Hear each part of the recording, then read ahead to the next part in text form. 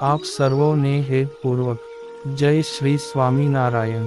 આજની સત્સંગ કથા વાર્તા નિજ મંદિર સાવરકુંડલા। આજે આપણે દિવાસો એટલે શું તેના વિશે સત્સંગ કથા વાર્તાના માધ્યમે થોડી વાતો સાંભળશું। અષાઢ માસનો અંતિમ દિવસ એટલે કે દિવાસો। દિવાસો એટલે કે સો પર્વનો વાસો। દિવાસાથી જ વ્રત તહેવાર અને ઉત્સવોનો પ્રારંભ થાય છે।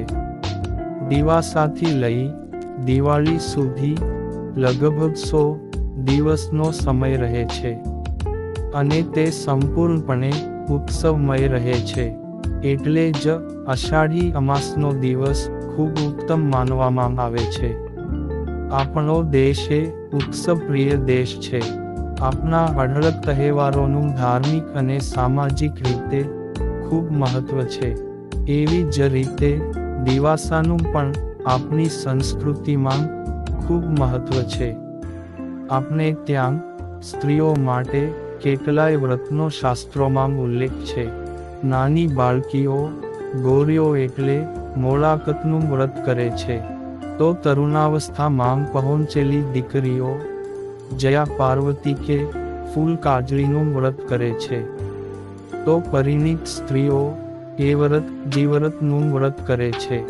મોળાકત અને જયા પાર્વતીનું વ્રત કુંવારિકાઓ પોતાના મનના માણીગર માટે કરે છે, તો દિવાસાનું વ્રત પરિણીતાઓ પરિવારની સુખાકારી અને સુસ્વાસ્થ્ય માટે કરે છે।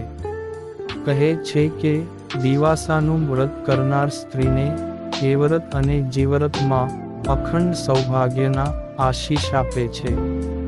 સાથે જ પતિના દીર્ઘાયુ માટે પણ સ્ત્રીઓ આ વ્રત કરે છે।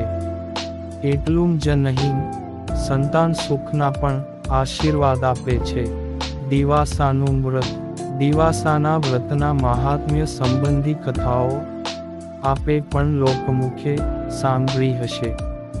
આજે આપણે દિવાસાના વ્રત સંબંધી કેટલીક ખાસ બાબતો જાણી લઈએ।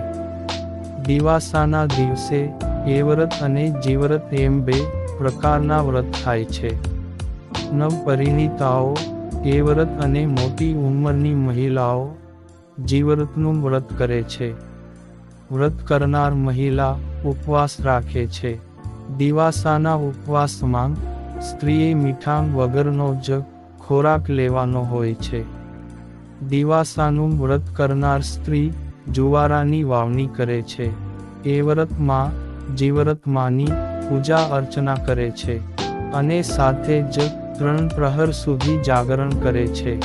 દિવાસાના વ્રતની આ જ ખાસિયત છે, કારણ કે કોઈ પણ સામાન્ય વ્રતનું જાગરણ 24 કલાક સુધી ચાલતું હોય છે। જો કે દિવાસામાં કુલ 36 કલાકનું જાગરણ કરવામાં આવે છે। જાગરણ દરમિયાન માતા એ વ્રત અને જીવ્રતના ગુણગાન ગવાય છે। પરિવારના લોકો પણ સાથે જોડાય છે અને ભજન કીર્તન કરતાં 36 કલાકનું જાગરણ પૂરું કરાવે છે। અલબત્ત દિવાસા પર દીપ પૂજાનું પણ ખૂબ મહત્વ છે। આમ આપણે દિવાસાના મહાત્મ્ય વિશે કથા વાર્તા સાંભળી અને આ સાથે અત્યારની કથાને વિરામ। આગળની કથા આપણે હવે પછીના ભાગમાં સાંભળશું। અત્યારે આપ સર્વને ભાવથી જય શ્રી સ્વામિનારાયણ।